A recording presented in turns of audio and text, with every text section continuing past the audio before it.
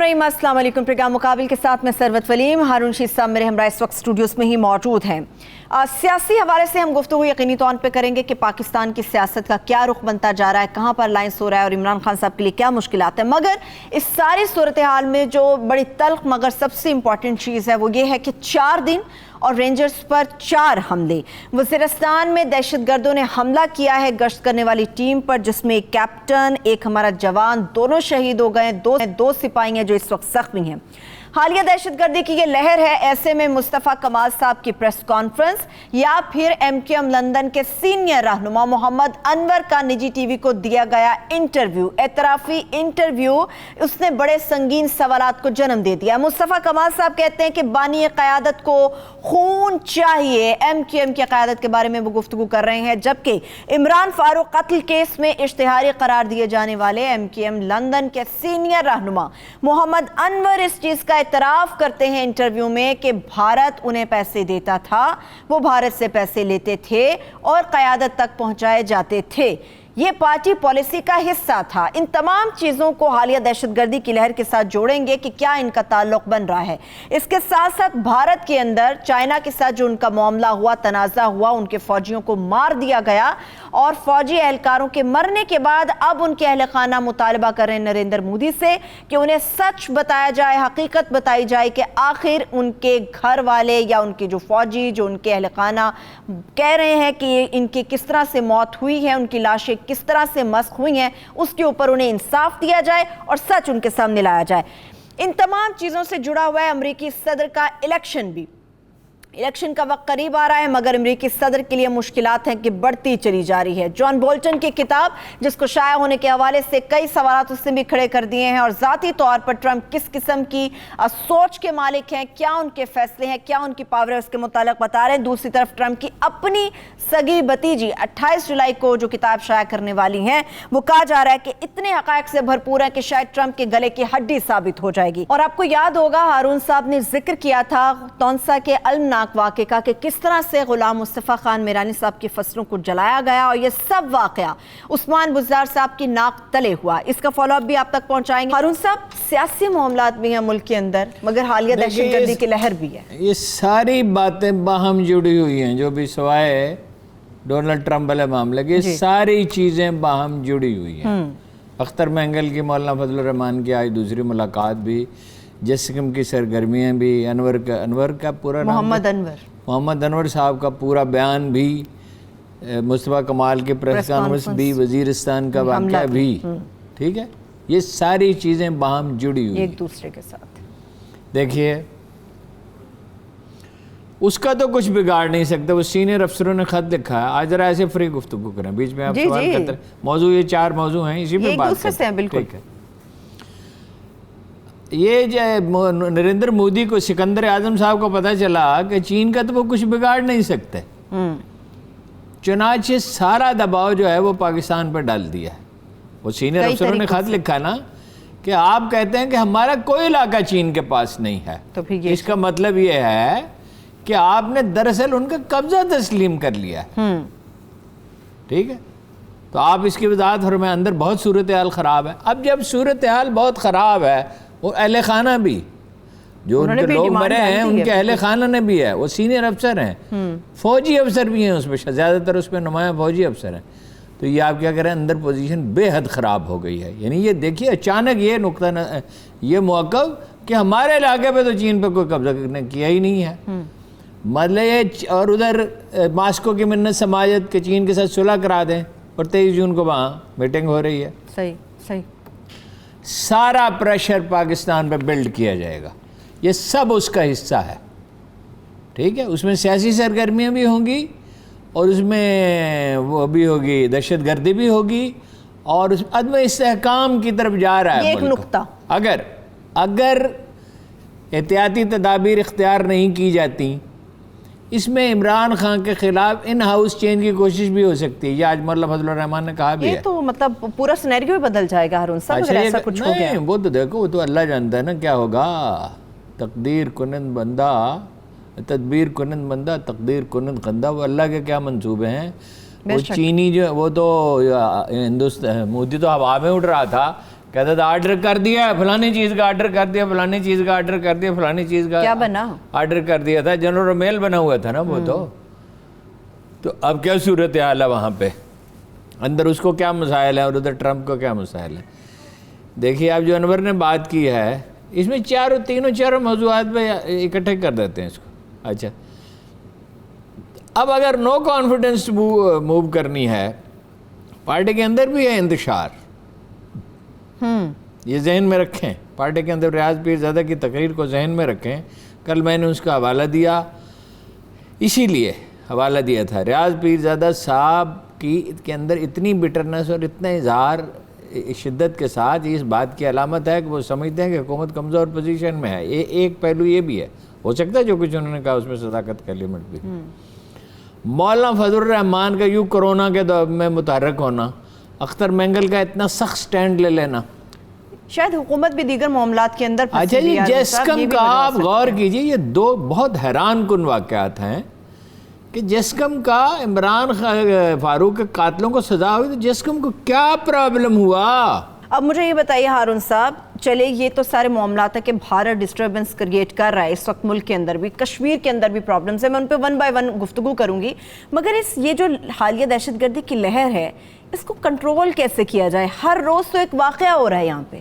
نہیں، کنٹرول تو آپ نے دہشت گردی کے اس عظیم الشان طوفان کو کر لیا جس کے بارے میں یعنی یہ عمران خان جیسے آدمی کی ہمت ٹوٹ گئی تھی اور کہتا تھا طالبان کا دفتر بنانے کی اجازت دی جائے، اور جو کہتے تھے یہ ہو ہی نہیں سکتا، ایک ہفتے میں 5 بڑے دھماکے ہوتے تھے، 60,000 70,000 ہمارے اب ہر روز ایک اور واقعہ ہو رہا ہے۔ نہیں، اس طرح کا واقعہ نہیں ہو رہا۔ ایک منٹ دھماکے ہوتے تھے، ہر دھماکے میں 60-70 معصوم شہری شہید ہوتے تھے ہر ہفتے، 3 سے 5۔ اس کو آپ نے کنٹرول کر لیا، یہ تو انٹیلیجنس کو بہتر بنائیں۔ آپ نے اس بلوچستان قبائلی پٹی کو، آپ نے سوات کو آپ نے آزاد کرایا ٹیررسٹوں سے، قبائلی علاقے۔ تو اب بھی آپ کو لڑنا ہوگا، آپ ڈھیلے پڑ گئے، آپ کی انٹیلیجنس ایجنسیاں ڈھیلی پڑ گئی، ڈھیلی پڑ گئی، آپ اور چیزوں میں پڑ گئے۔ کون اور چیزوں کی بات کرے؟ وہ فیصلہ کرنے والے جو پرائرٹی ہے۔ آپ جنگ میں ریلیکس کہتے ہیں، انڈیا آپ کا ملک کو ختم کرنا چاہتا ہے اور وہ معذور رکھنا چاہتا ہے، امریکہ یہاں اپنے گھوڑے پالتا ہے۔ کتنے لوگ ہیں بڑے بڑے، کتنے لوگ ہیں جن کے بچے بیرون ملک پڑھتے ہیں، کتنے افسر ہیں جن کے پاس دوہری شہریت ہے، کتنے جاگیردار ہیں جن کے امریکہ سے تعلقات ہیں۔ ہارون صاحب یہ کہیں کتنے افسر جن کے پاس نہیں ہے؟ اس ملک کے ہر سیاستدان کے پاس یہ ان کے بچے امریکہ میں کیسے پڑھتے ہیں، وہاں پڑھتے ہیں۔ اور کتنے لوگ ہیں جو انڈیا میں آج بھی عمران خان کی حکومت میں ایسے لوگ شامل ہیں جو انڈیا اس طرح شاپنگ کرنے کے لیے جاتے تھے جیسے میں یہاں سے گجران والے چلے۔ ٹھیک ہے، میں بریک کی طرف جانی، چھوٹی سی بریک سے واپس آ کے میں یہیں سے آگے بڑھوں گی اور الائنس کی بات کریں گے کہ کون کون سی پارٹیاں اس وقت مشکل کریٹ کر سکتی ہیں، اور خاص طور پر ان کے اتحادیوں کے حوالے سے عمران خان صاحب کی، اس کے ساتھ ساتھ امریکی صدر کی گفتگو ہوگی اور بھارت سے متعلق بھی کچھ مزید گفتگو ہوگی۔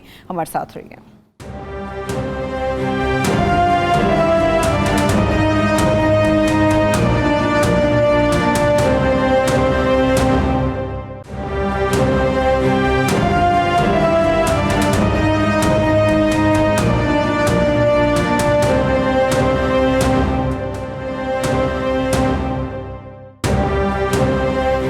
Welcome back. جس طرح سے بھارت سے متعلق ہارون صاحب بات ہو رہی ہے، تو بھارت میں جو فوجی ان کے مارے گئے ہیں، اب نریندر مودی تو اندر بھی کمزور ہو گیا، کیا جواب ہوگا ان کے پاس؟ کیونکہ جو لاشیں گئی ہیں وہ مسخ ہیں۔ ایک سوال جو اٹھایا جا رہا ہے اہل خانہ کی طرف سے کہ کیا یہ وہ جال تھا جو بچھایا گیا چائنیز لوگوں کے لیے، چائنی فوجیوں کے لیے، اور اپنے ہی لوگ اس میں پھنس کے آ گئے ہیں؟ اس کا جواب دیا جائے۔ اب اس کا جواب، اس میں بڑے فوجی افسر بھی شامل ہیں۔ نہیں، وہ کیا بنے گا، کیا بوجھ ان پاپولر ہوگا، اس پہ بوجھ پڑے گا۔ دیکھو اللہ کا ارزاز ہے، انسان یہ سمجھتے ہیں کہ اس دنیا کی تقدیروں کے وہ فیصلے کرتے ہیں، جو فیصلے کرتا ہے اسے دیکھیے نا۔ میں نے آپ کو کئی دفعہ غالباً قرآن کی آیت ایک سے زیادہ بار سنائی کہ دنیا کے ہر زیرو کو ہم نے اس کے ماتھے سے تھام رکھا ہے۔ اللہ کہتا ہے ہر زیرو کو اس کے ماتھے سے تھام رکھا ہے۔ یہ ڈیسیژن میکنگ برین، وہ ایک خیال آدمی کے ذہن میں آتا ہے، اچھا یا برا، کسی طرح کا بھی کوئی خیال آتا ہے، اور وہ خیال انعام کے طور پہ بھی ہو سکتا ہے کہ آدمی کو یہ توفیق ہو کہ کمزوروں غریبوں محتاجوں کی مدد کرے, خیانت سے بچے, جھوٹ سے بچے. اور یہ بھی خیال دماغ میں خناس بھی ہو سکتا ہے اور پھر اس خناس کا وہ نتیجہ بھی بھگت سکتا ہے. وہ اس کو اپنی پوری قوم کے سامنے بھارت کو بطور ملک کے بے پناہ خفت اٹھانی پڑی, مودی کو بطور لیڈر کے بے پناہ خفت اٹھانی پڑی. وہ تو چیخ رہے تھے پاکستان پہ ایسے جیسے آج نہیں تو کل, کل نہیں تو پرسوں الغار کریں گے اور گلگت بلتستان اور لے لیں گے اور یہ کر دیں گے اور فلاں کر دیں گے. تو آج وہ کہاں کھڑے ہیں؟ اس کو ذلت اٹھانی ہوگی. اور الٹیمیٹ انالیسز میں دیکھیے, ہمارے اندر ہزار خرابیاں, ہم منقسم ہیں, ایک دوسرے سے لڑتے رہتے ہیں, اقتدار کی جنگیں ہیں, لوٹ مار کرنے والے سیاستدان ہیں, اور بھی بہت سی خامیاں ہیں قوم میں کئی طرح کی. لیکن ایک کام نہیں کر سکتا انڈیا, اس ملک کو فتح کر لے. ایوب خان نے اس سے کلدیپ نائر سے کہا تھا, ہم تمہارے پہلو میں کانٹے کی طرح کھٹکتے رہیں. مشرقی پاکستان الگ ہو گیا, جو حادثہ ہونا تھا وہ ہو گیا. یہ وہ پاکستان نہیں ہے, یہ 1971 کا پاکستان نہیں ہے. یہاں وہ آئیں گے اور آ کے چڑھ جائیں گے. جی ان کے پاس 1 کروڑ فوج بھی ہوتے اس ملک کو. یہ وار ہارڈنڈ آرمی ہے, اس کے پاس اسلحہ. باپ تو سارے خیر ماشاءاللہ جہاز سارے جو ہیں اور ہیلی کاپٹر وہاں پہنچے ہوئے ہیں چینی سرحد پہ. اب تو کسی بڑی کارروائی کی پوزیشن میں نہیں. خفت اٹھائیں گے اور چین کے ساتھ دب کے صلح کریں گے, اور چین علاقہ نہیں چھوڑنے کا. کشمیر کے معاملے کا کیا بنے گا؟ کشمیر معاملے کا کیا بنے گا؟ کشمیر کے معاملے کا اس وقت کچھ نہیں. دیکھیے چین کے ساتھ اگر وہ جھگڑا کریں گے, لے کی وادی پہ وہ قبضہ کر سکتا ہے. لداخ کیا ہے؟ لے وادی جہاں سے دریائے سندھ کے کنارے پہ ہے. اور کارگل تو پاکستان کے پاس تھا نا, 71 کی وار میں گیا نا. ہم بھی کارگل پہ چڑھ دوڑے تھے, لیکن ہم کمزور قوم تھے اور ہماری لیڈرشپ اور زیادہ کمزور تھی. لیکن الحمدللہ اب ہم بڑے مضبوط ہیں اور ہماری لیڈرشپ بھی مضبوط ہے. تو ہماری فوج مضبوط ہے, لڑنے کے لیے جان دینے کے لیے تیار ہے. خامیاں خرابیاں اپنی جگہ. اگر کوئی دیکھیے, کل میں نے آپ سے ایک بات کہی تھی, قومیں اپنے بنیادی اداروں میں کم از کم اتفاق رائے کے ساتھ فروغ پاتی ہیں. عدلیہ اور فوج اور جناب انتظامیہ اور مقننہ پارلیمنٹ, کوئی تو ہم آنگی ہونی چاہیے. فارن پالیسی میں یہ انڈیا میں یہ تماشا ہوتا ہے کہ کچھ کہہ رہا ہے کہ کچھ کہہ رہا ہے. اور یہ آپ دیکھتے ہیں بلاول کس طرح کی پریس کانفرنس کرتا ہے. کیا نہیں دیا تمہیں؟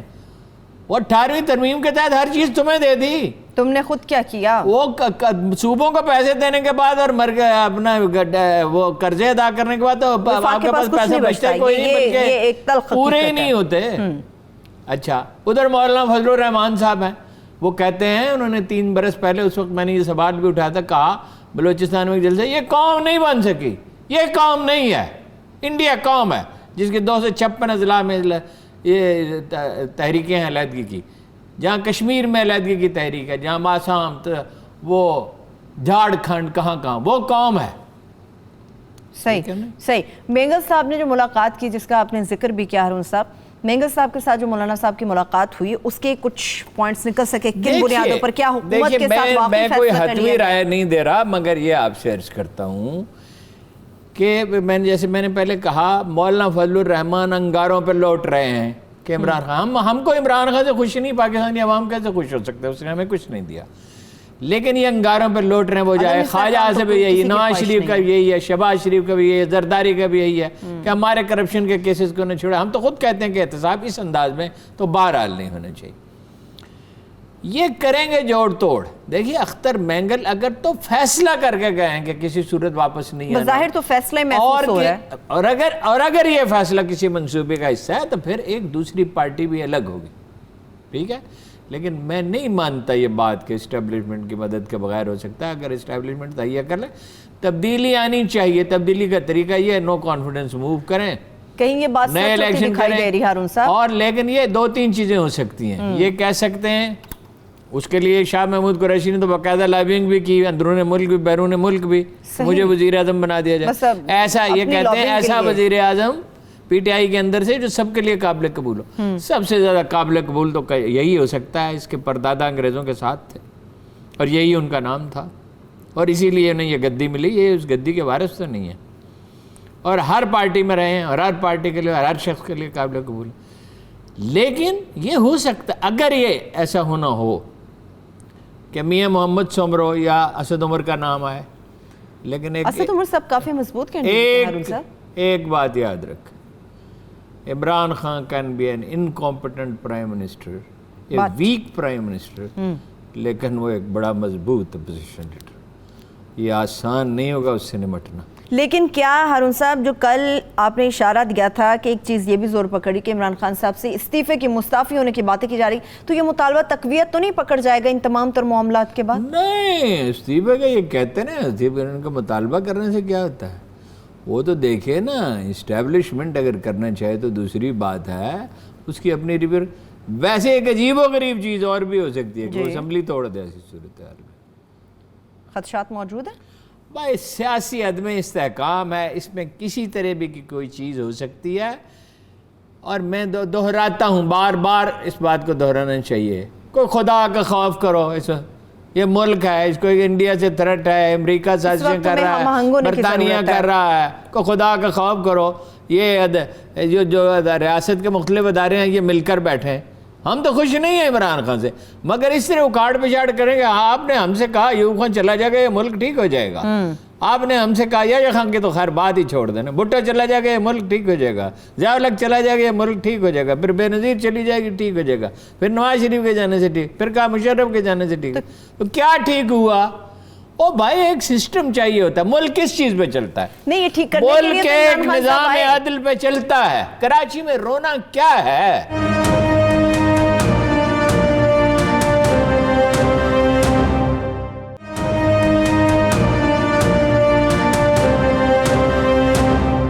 انصاف کے بغیر ملک کیسے چل سکتا ہے؟ ہارون صاحب, فکر تھی تو عمران خان صاحب کو ووٹ ملے, فکر تھی, لوگ پرانے لوگوں سے تنگ تھے تو عمران خان صاحب کو ووٹ ملے تھے, ان کی تقریروں پہ نہیں ملے تھے. عمران خان صاحب نے تو یہ کہا نا 30 اکتوبر 2011 تک ایک دوسرا عمران خان تھا, خلق خدا اس کے لیے امٹ پڑی. میں نے وہ 2 دن لاہور میں گزارے, جلسے سے پہلے بھی دھرنے میں بھی لوگ بڑے تھے, شہروں میں گیا, مختلف جگہوں پہ گیا, شہر کے علاقوں میں.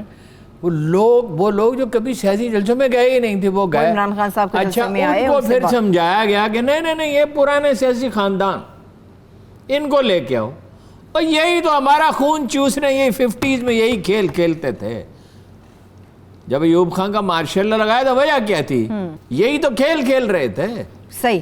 اب ایک اور کھیل کی طرف بھی اشارہ کرتے ہیں. آپ نے کہا کہ عمران خان صاحب کو جس لیے لے کر آئے, اور میں نے بھی سنا, میں نے بھی یہ بات کی کہ عوام بھی ان سے خوش نہیں ہے. عمران خان صاحب جس بزدار صاحب سے خوش ہیں, ان کی ناک کے نیچے بڑے ایسے لوگ ہیں جو کہ نہ خوش ہیں. تونسا کا جو واقعہ ہے وہ اس کا فالو اپ دینا ہے ابھی ہارون صاحب. وہ تو عجیب واقعہ ہوا ہے اس پروگرام کے بعد, وہ جو ہم نے احتجاج کیا کہ حقائق بیان کیے. ایکشن ہوا, ٹھیک, ایکشن کیا ہوا؟ کوئی ندیم صاحب ہیں, ان کے نام کا دوسرا حصہ مجھے بھول جاتا ہے, ڈپٹی سیکرٹری, انہوں نے میرانی صاحب کو فون کیا کہ چپرائیں چیف منسٹر صاحب کہتے ہیں جس سے کہیں انکوائری کرا لیں. ٹھیک ہے. کس چیز کی انکوائری؟ 59 ایکڑ فصل کو آگ لگا دی گئی ہے, ڈی پی او دیکھ کے آیا ہے. کچھ حقائق بھی شاید سننا چاہ رہے ہوں. کون سی حقائق؟ حقائق بالکل واضح ہیں. انہوں نے ہمارے دفتر کے ایک صاحب کو فون کیا جو میرانی صاحب کے ساتھ ان سے پہلے ملے تھے, اور کہا تھا اب کوئی زیادتی نہیں ہوگی. وہ پہلے زیادتی کے واقعات ہوئے تھے, اس کے بعد زیادتی کے واقعات میں اضافہ ہو گیا. ایک پہلو تو یہ ہے. دوسری طرف آج میں نے معلوم کیا ندیم صاحب نے تونسا کے کچھ اخبار نویسوں سے رابطہ کیا, اچھا, اور کچھ حکام سے رابطہ کیا, نیچے سے اوپر تک, پٹواری سے لے کے اوپر تک, اور کہا کہ کسی طرح میرانی کو, اچھا, listen to me, کسی طرح غلام مصطفیٰ میرانی کو جرائم پیشہ اور قبضہ گروپ ثابت کرو. کسی طرح. انہوں نے کہا کیسے ثابت کریں؟ وہ یہ تو کہ مرد شریف ہے, اس کے ساتھ تو زیادتی ہوئی ہے. وہ رپورٹ لے کے گیا ایک آدمی, وہ ایک افسر کے پاس, اب محرک کا نام نہیں لے, ادھر پھینک دی. اس نے کہا مجھے یہ کہا کہ ایسے جرائم پیشہ ثابت کرو, قبضہ گروپ ثابت کرو. ایک طرف کہہ رہے ہیں آپ آ جائیں جس سے چاہے انکوائری کرا دیں. کون سی انکوائری؟ یہ میرے سامنے شیشے کا میز پڑا ہوا ہے, اس پہ انکوائری کرنے کی ضرورت ہے. کچھ لوگوں سے گواہیاں چاہیے. ڈی پی او صاحب وہاں گئے, انہوں نے جلے ہوئے کھیت دیکھے, انہوں نے تھانے دار سے کہا جاتے ہوئے کہ خدا کا خوف کرو. بندے پکڑے گئے, وہ لاہور سے فون کر کے چھڑوائے گئے. کون سی انکوائری؟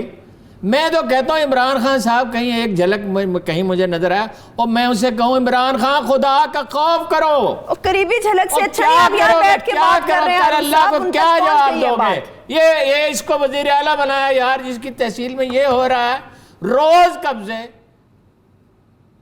اور جو پھر یہ کہ ان کے خلاف مقدمے بنائے جائیں، جو لوگ بے گناہ ہوں، جن کی زمینوں پہ قبضے ہو، انہیں جرائم پیشہ ثابت کیا جائے۔ اور ہارون رشید نے اس پہ بات کیوں کی، لوگوں سے پوچھا جا رہا ہے۔ اب وہ مجھ سے براہ راست تو کوئی پوچھتا نہیں، مطلب میڈیا سے پوچھا جا رہا ہے غلط ہو رہا ہے تو کیوں ہو رہا ہے، اور بات میں نے کیوں ہو جو رہی ہے؟ بات کی ہے اگر وہ غلط ہے تو مجھے سمجھا دیا جائے، میں کہوں گا کہ ہاں، میں اگر یہ ثابت ہو جائے کہ یہ بات غلط ہے، جی میں نے غلط بات کی، میں معافی مانگتا ہوں، مجھ سے تو نہیں بات کی، آپ نے غلط بات لوگوں کی سے کہہ رہے ہیں کہ جی یہ اس کے پاس کیوں گئے۔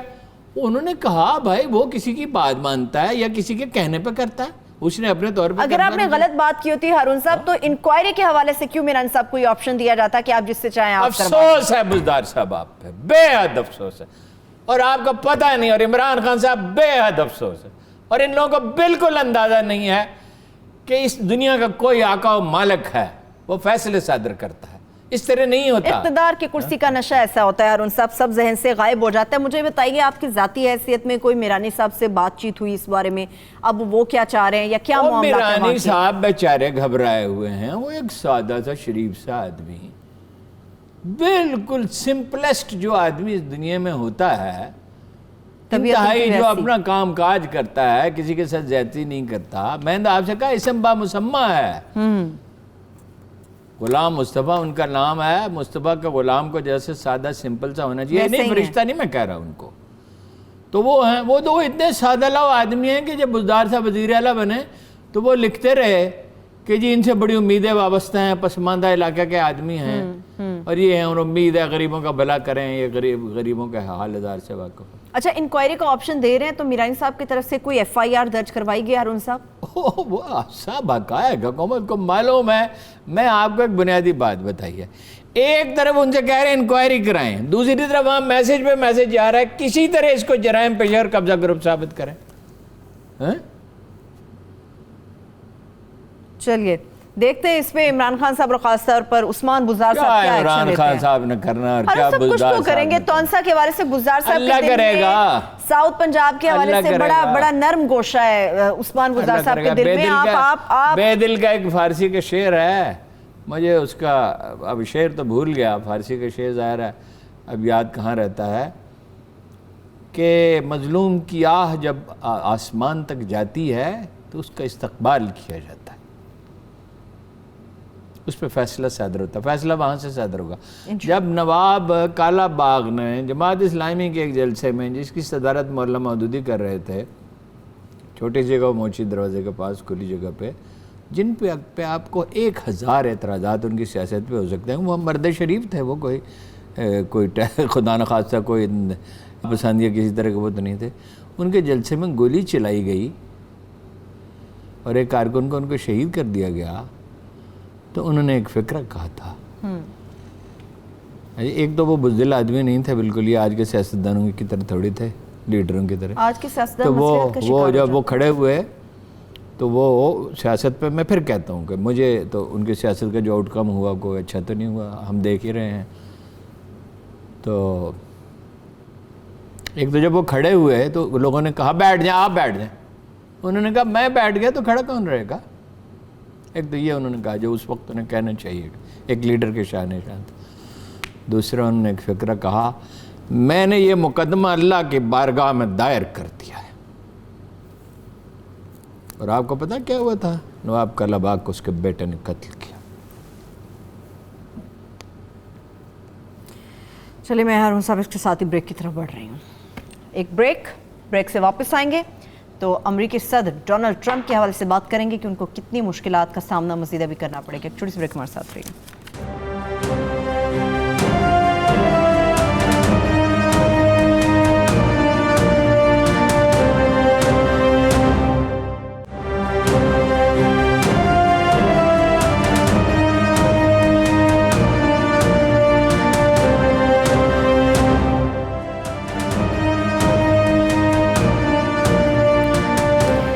Welcome back. ہارون صاحب، امریکی صدر ڈونلڈ ٹرمپ کے حوالے سے بات کریں گے۔ دائیں بائیں تو بڑے وہ پھنسا لیتے ہیں اپنی ٹانگوں کو، اب وہاں کا کیا جو امریکہ میں ان کو پیش آ رہی ہیں چیزیں ساری؟ خاص طور پہ جان بولٹن کی جو کتاب ہے اس سے متعلق بات کریں گے.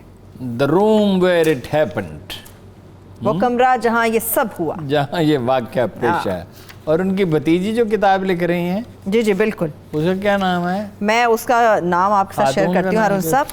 خاتون ہے میری ٹرمپ, جو لکھتی ہیں too much and never enough, how my family created the world's most dangerous man. آپ سوچیے اس کتاب میں کیا ہوگا. اچھا, اب اس کتاب کا تو آپ کو پتہ ہے کہ عدالت میں کہا گیا کہ اس پہ پابندی لگا دی جائے. بڑی دلچسپ باتیں اس کتاب عدالت میں وہ کیس بڑا دلچسپ ہے. وہ تفصیل تو نہیں پڑھی مگر جتنی چیزیں سامنے آئی ہیں اب تک میڈیا سے, وہ بڑا دلچسپ ہے. اس کو بھی ڈانٹا جان بولٹن کو بھی عدالت نے. اس نے کہا میں تو $2 ملین لے چکا ہوں. انہوں نے کہا یہ کیا دلیل ہے بھائی؟ جو جج ہوتا ہے, دیکھو آزاد معاشروں میں تو جج ہوتا ہے, اور بہت سوچ ریمارکس یوں ہی نہیں دے دیتے. ہمارے یہاں تو بعض اوقات ایسے جج بھی آئے ہیں جو ایسے ریمارکس دیتے ہیں جو آدمی حیران ہی رہ جاتا ہے کہ یہ کوئی کرنے کی بات تھی.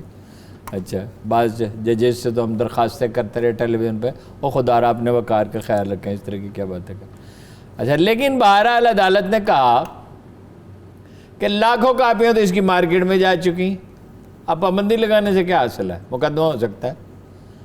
اگر کسی کی توہین ہوئی ہے, کوئی غلط بات ہے, وہ تو کہتے ہیں سرکاری راز افشا کیے ہیں. جی جی جی, وہ تو امریکہ میں تو یہ ہے کہ جو آدمی ہوگا حکومت میں کتاب تو ضرور لکھے گا. حتیٰ کہ وہ یہاں سے جو بھاگا تھا وہ دیت دے کر چھڑا کے لے کے گئے تھے, اس نے بھی وہاں تو اس طرح کی چیزیں بکتی بہت ہیں, بکتی ہیں, پبلش ہوتی ہیں, وہ لکھتے ہیں اور بک جاتی ہیں. جنرل کیانی سے میں کہتا رہا کم از کم آپ کو $10 ملین ملیں گے اگر آپ کتاب لکھیں. کہ خیر وہ ایک اور طرح کے آدمی ہیں, انہوں نے کہا مجھے اس سے غرض نہیں ہے, میں نہیں لکھنا چاہتا کتاب, کیونکہ ان کے پاس جو معلومات تھی وہ تو کسی کے پاس تھی نہیں. وہ انڈیا کو بھی ڈیل کر رہے تھے, امریکہ کو بھی ڈیل کر رہے تھے, برطانیہ کو بھی, یورپی یونین کو بھی, ٹیررسٹوں کو بھی, پولیٹیکل. لیکن ہمارا معاشرہ تھوڑا کتابیں کم پڑھتا ہے. نہیں, وہ تو کتاب دنیا میں چھپتی اور اس کا تو نام رہتا ہے, لیکن خیر انہیں دلچسپی نہیں. وہ جنرل کاکڑ کی طرح, غلام ساخہ کی طرح ان کا مزاج یہ ہے کہ نہ لکھ, بات نہ کیجیے.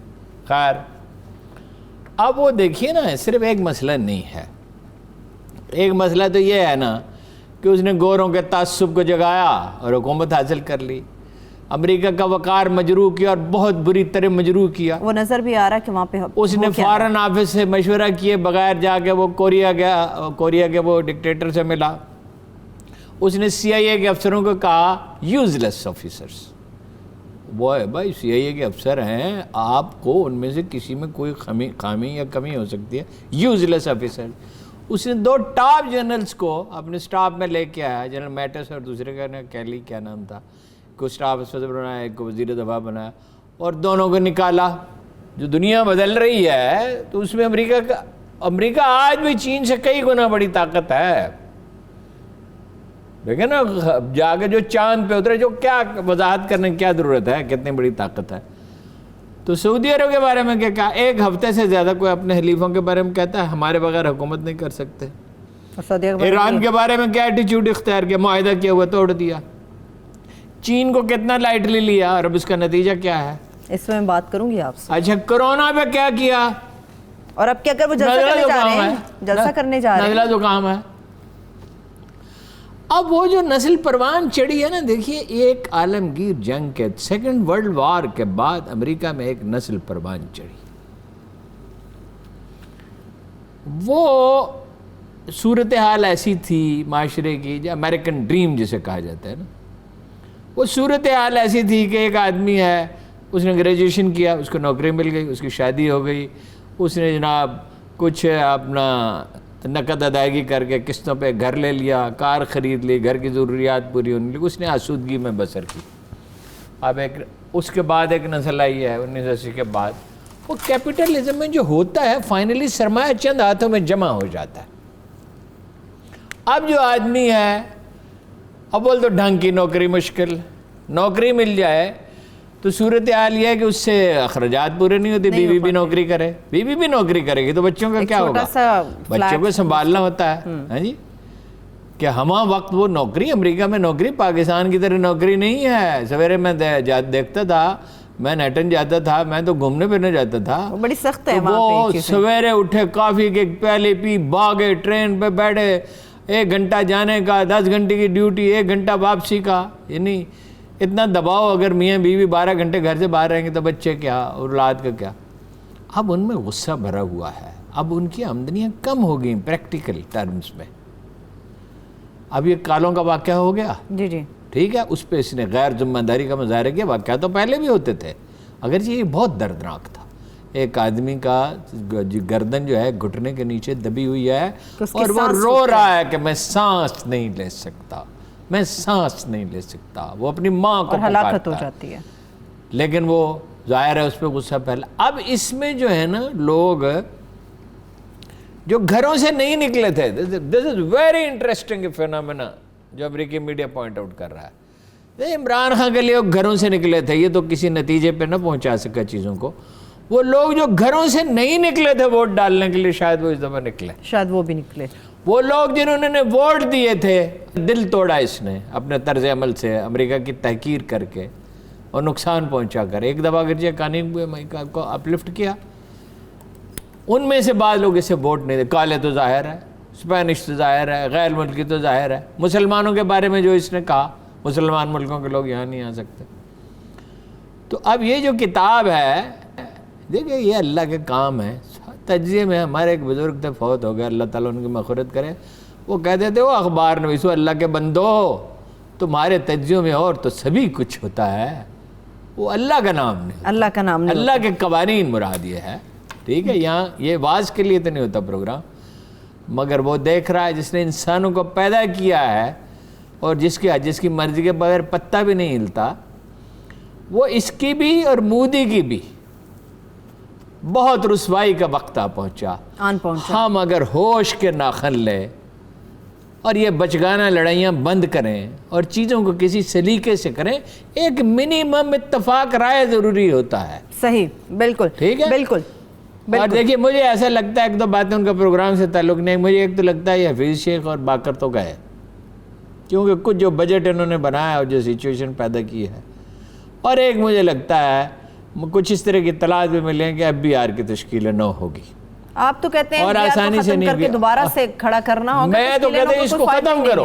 ٹھیک ہے، یہ تو پولیٹیکل کچھ لوگوں سے رابطے کیے عمران خان صاحب نے. ہمارے لیے اپرچونٹی ہے، اپرچونٹی اس کے لیے ہوتی ہے جو کام کرے، ہاں جی، جو ہل چلائے، مٹی میں نمی ہو تو ہل چلائے، بیج بوئے، پانی دے، اس کے لیے اپرچونٹی ہوتی ہے.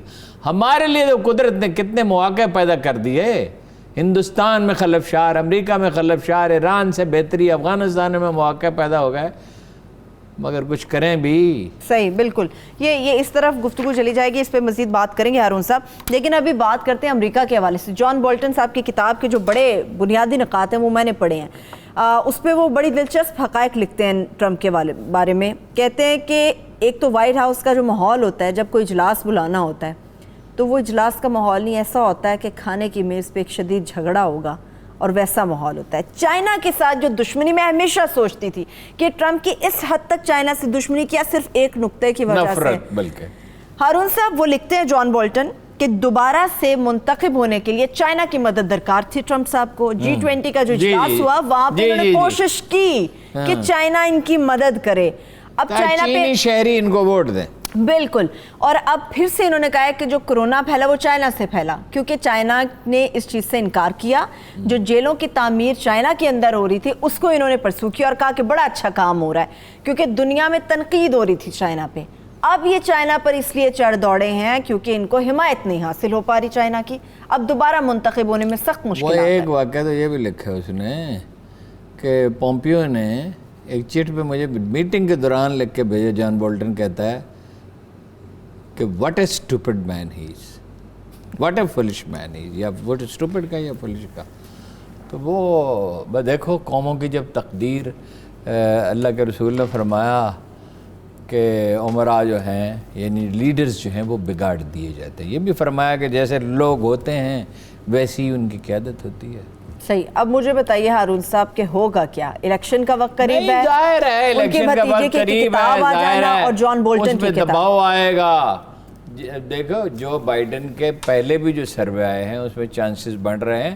ہم حتمی نتیجہ تو دیکھیے جب ساری چیزیں، اب نئے سروے کے نتائج آنے والے ہیں، جب سروے کے نتائج سامنے آئیں گے، مگر ایک سپر پاور کی حیثیت سے اس میں تو کوئی شبہ نہیں کہ امریکہ زوال پذیر ہے اور چین آگے بڑھ رہا ہے. ایک لحاظ سے تو تشتری میں رکھ کر انہوں نے چین کو قیادت دے دی. چین نے کہاں موو کیا, صرف لداخ میں نہیں. چین نے نیپال کی پیٹھ پہ ہاتھ رکھا, چین ہانگ کانگ میں داخل ہو گیا, سیکورٹی کی ذمہ داری سنبھال لی, ٹھیک ہے, اور اکثریت کی حمایت بھی حاصل ہے. ویسے ہارون صاحب ایک اور دلچسپ ہے چیز جس کو ڈسکس کیا جا سکتا ہے, کوئی صدر اتنا بھی غائب دماغ ہو سکتا ہے جتنا ٹرمپ ہے, جس کو یہ نہیں پتا کہ ہمارے ساتھ میں کھڑا برطانیہ وہ ایک جوہری طاقت ہے. جان بولٹن یہ بھی لکھتے ہیں ان کو پتہ ہی نہیں تھا کہ برطانیہ ایک جوہری طاقت ہے, یہ نہیں پتا تھا, یہ جانتے ہی نہیں تھے, اور ان کو بتایا گیا کہ واقعی برطانیہ ایک جوہری طاقت ہے. اب اس پہ تو کوئی تبصرے کی ضرورت تو نہیں ہے. میں صرف یہ جاننا چاہ رہی ہوں ہارون صاحب کہ اب ہوگا کیا, صرف اس کے ساتھ پھر ہم کلوزنگ پہ جائیں گے, مشکلات بڑی بڑھ جائیں گی. اچھا پھر جو غیر ذمہ داری ہے, پاکستان کے بارے میں کیا کہا تھا, ہم ان کو پیسے دیتے رہے. انہوں نے کیا کیا, بند کرو, یہ پیسے دیتے رہے, آپ کوئی خیرات دیتے رہے. ہم نے جنگ لڑی اتنی بڑی ٹیررزم کے خلاف, دنیا کی تاریخ میں اس کی سارے ملک برباد ہو گیا, ہم نے ٹیررسٹوں کی شکست دی. غیر ذمہ داری تو تم نے کی تھی, وہاں سے تم بھاگ کے چلے گئے, اور افغانستان میں خانہ جنگی ہوئی ہے, وہ خود وہ آپ کو یاد ہے نیٹو کنٹینرز گزرتے تھے, کبھی ان سے لیا نہیں, معاوضہ نہیں لیا, نیٹو کنٹینرز گزرتے تھے. اچھا تو وہ خود تمہیں اسے خانہ جنگی کے حوالے کر کے چلے گئے, اور تم نے اپنی مرضی کی قیادت افغانستان میں مسلط کرنے کی کوشش کی. اور وہ بالکل ہارون صاحب جو آدمی جس کو بنا دیا تھا پہلے صدر, وہ ایسے ہی تھا جیسے آپ طاہر القادری کو پاکستان کا وزیر اعظم. چلے میں کلوزنگ کی طرف جا رہا ہوں. اچھا پھر وہ آپ نے اتنی غیر ذمہ دارانہ حرکتیں کی امریکہ نے, اور پھر پاکستان کو ہم نے پیسے دیے, اور پھر کیا کہتا ہے یہ عمران تو بڑا لیڈر ہے, اس پہ بات کریں گے, اس پہ بات کریں گے. ٹھیک ہے, بہت شکریہ, تھینک یو سو مچ ہارون صاحب. میرے تمام دیکھنے والوں کا شکریہ, مجھے اجازت دیجیے, اپنا بہت سا خیال رکھیے, اللہ حافظ.